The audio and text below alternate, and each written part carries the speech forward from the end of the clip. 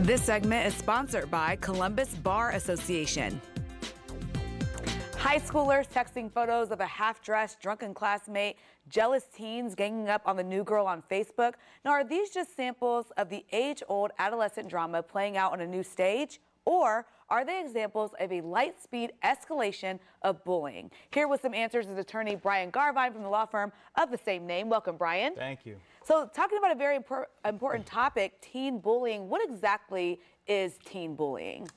Well, Ohio law does have a definition, and as you can imagine, it is very broad. Yeah. It's essentially, to be honest with you, it goes with pure logic. Any kind of intimidation or harassment would pretty much fall into that between students. And how does cyberbullying differentiate from just regular bullying?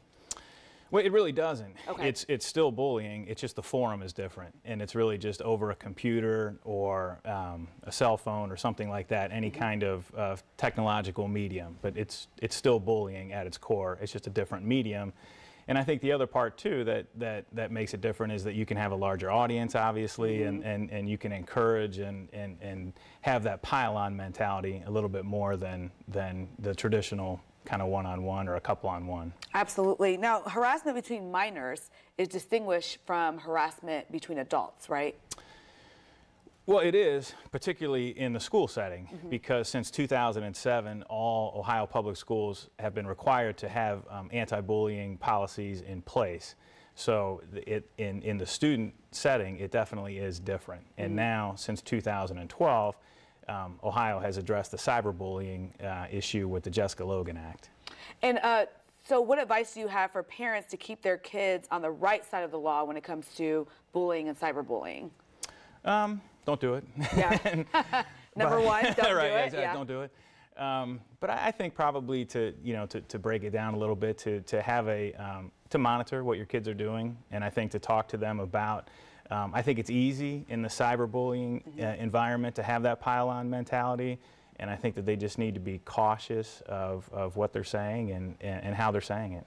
So, obviously, telling parents to teach their kids not to bully. What are the signs that parents can see to know if their child is the one being bullied? Well, nobody knows a child better than the parent, and I think that I assume that you can tell from your child if depending on their demeanor, maybe things they say, maybe things they do. Certainly asking them how school is going, see if they are bringing up maybe the same person that's bothering them or people that's bothering them.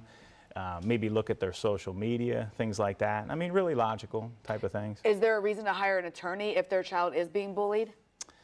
Possibly, but typically not. Schools are receptive to it. Schools have to have policies and procedures in place.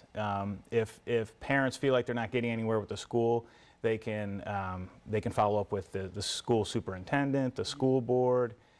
There's resources on the Ohio Department of Education website. There's a lot of resources out there, and schools typically take it very seriously. So you can get a lawyer involved, but typically you don't need to. Good advice from Brian Garvine. Thank you so much for being here. Appreciate it. Good to know as we go back to school this fall.